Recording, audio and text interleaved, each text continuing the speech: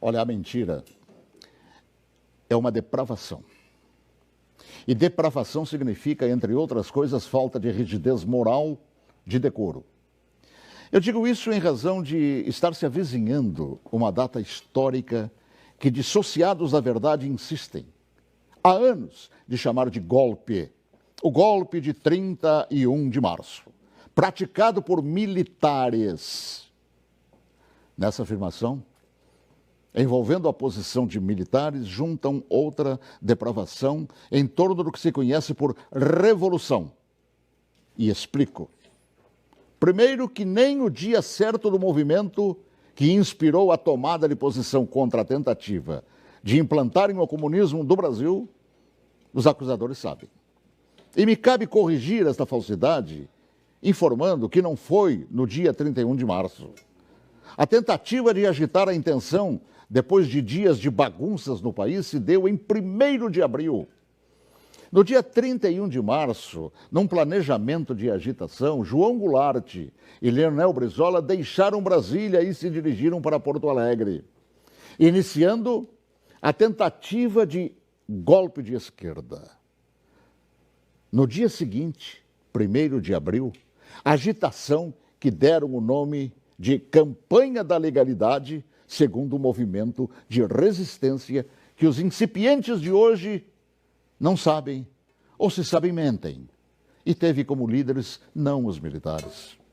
Não os militares, que ao longo dos anos são atingidos por espetadas de baixaria.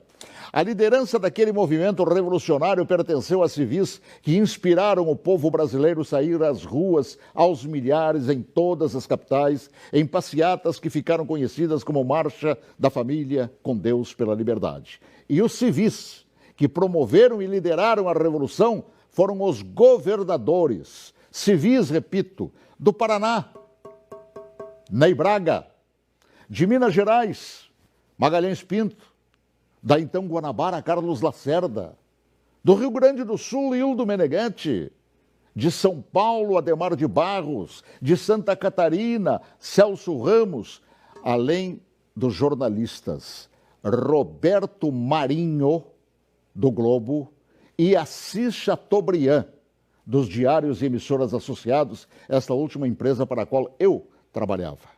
Os militares, diante da pressão desses líderes governamentais e pressão do povo nas ruas, é que, depois de Goulart e Brizola abandonarem tudo e fugirem para o Uruguai, é que, após um breve período de governo de Ranieri Mazzilli, o vice que foi empossado pelo Congresso, é que assumiram o comando da nação por ter o mesmo Congresso decretado vago o cargo de presidente. Ninguém tirou João Goulart de lá. Ele é que fugiu. Eu ouvi fugir. Assim, é um depravado.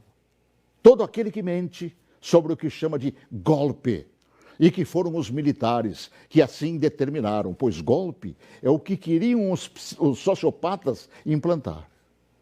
E rótulo de depravados, tanto aqueles como os que hoje repetem a mentira por uma razão, uma simples razão.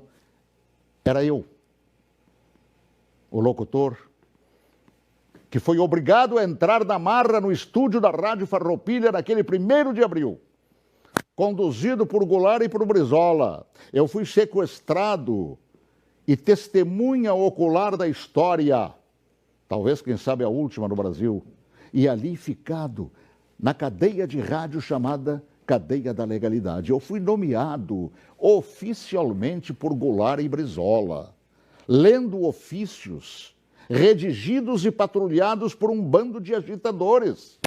Eu acompanhei toda a história, também depois, através do tempo, e todos os seus capítulos não cabem aqui.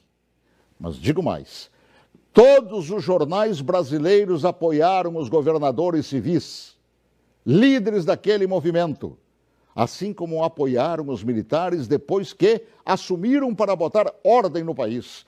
Todos os grandes jornais brasileiros, com exceção do chamado Última Hora. E os militares, após assumirem e resgatarem a ordem atropelada pelo comunismo, transformaram o Brasil naquela época da 49ª economia do mundo, na 8ª economia do mundo. Assim, pela verdade dos fatos, que se honre neste fim de semana os 55 anos do movimento que evitou nos transformarem numa Venezuela de hoje, na qual o povo não conta nem com papel higiênico. Boa tarde, se Deus quiser, até logo mais, às 18h40, com espaço de ponto de vista. Olha que eu conheço inúmeras histórias suas, Paulo Martins, mas essa eu confesso que eu desconhecia. E essa é verdade, porque eu fui testemunho ocular de tudo. A gente que estuda jornalismo tantos anos ouve falar de diários associados. Jamais imaginei, Paulo, que você estava lá testemunhando tudo isso. Estava lá, no batente, cobrindo, inclusive, isso que hoje mentem por todo o Brasil.